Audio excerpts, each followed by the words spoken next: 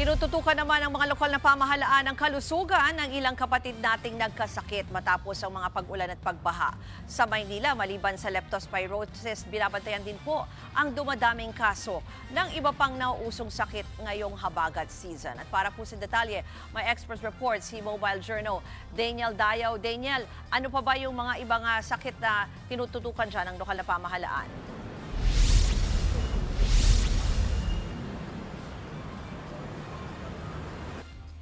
Maynila, patuloy ang pagdami ng leptospirosis na nagpapasagad sa bed capacity ng ilang ospital. Pero bukod dyan, uso na rin ang dengue, severe acute respiratory infection at influenza-like illness. Sa huling tala ng Manila Health Department, pinakamarami ang tinamaan ng influenza o malatrang kasong sakit ngayong araw. 4 na po ang nadagdag na kaso. Higit 1,000 na ang kabuuang bilang mula Enero hanggang Agosto. Sa dengue naman, higit 2,000 na ang total cases ngayong taon. May isa ring naitalang tinamaan ng respiratory infection. Payo ng Manila Health Department sa publiko, sa inaasahang pag-ulan dala ng habagat, huwag nang lumusong sa baha. Pakinggan natin ang kanyang pahayag.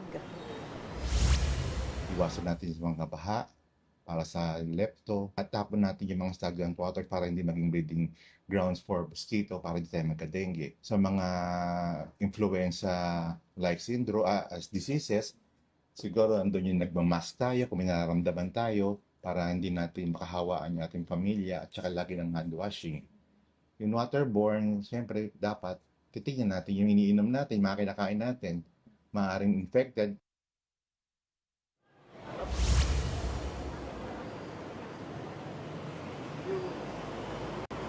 Ruth, lumolobo na rin ang bilang ng leptospirosis patients sa kabuuan ng Maynila. Sa huling tala, merong 267 na simula noong Enero. Ang ilang ospital nga ay punuan na raw ang bed capacity. Pero ang sabi ng mga doktor, inaasahan na raw na ngayong linggo ang simula ng peak ng leptospirosis. Ruth.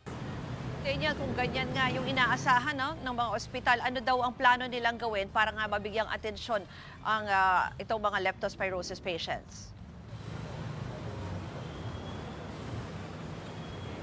Ruth, sa San Lazaro Hospital ay sagad na rin nga yung bed capacity. Pero ang sabi sa atin ni Dr. David, Medical Center Chief ng San Lazaro Hospital, ay nag-a-acquire sila ng karagdagang kama or cot beds para sa mga leptospirosis patients. Dito pa lang kasi Ruth, umaabot na sa 135 ang nasa leptospirosis wards. 31 ang nadagdag noong nakaraang 24 hours lang. Pero kahit punuan na Ruth, tinitiyak naman nila sa atin na maa-accommodate daw nila ang mga kapatid nating pupunta sa emergency room. Pakinggan natin ang kanyang pahayag.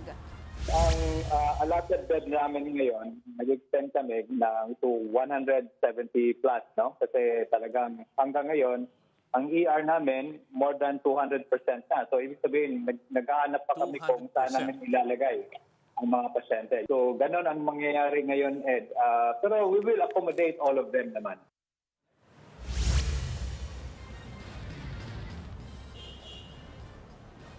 Ruth, ngayon nga pinapalawig ng San Lazaro Hospital ang kanilang leptospirosis ward ay nananawagan sila na magkaroon nga ng donations or panghiram sa ilang ospital ng cot beds or kama. Ang sabi rin nila sa akin ay kailangan din daw ng dagdag na medical staff na mag-aasikaso para sa kanilang pasyente. Pakinggan natin ang kanilang pahayag.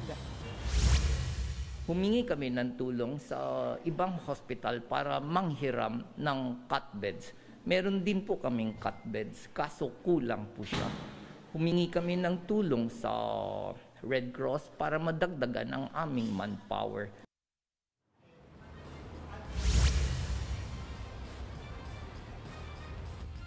Ruth, karamihan sa mga kaso kasi ng leptospirosis ngayon na nasa ospital ay nasa moderate to severe na. Ibig sabihin narating na ng dialysis. Ayon din sa San Lazaro Hospital, may 5 nang naitalang namatay dito. Ruth. Yan po ang Express Report ni Daniel Dayaw live mula sa Mandaluyong. Mga kapatid, Ruth Cabalco, para sa mabilis na pasada ng mga balitang dapat niyong malaman, mag-follow at mag-subscribe sa social media pages ng News 5.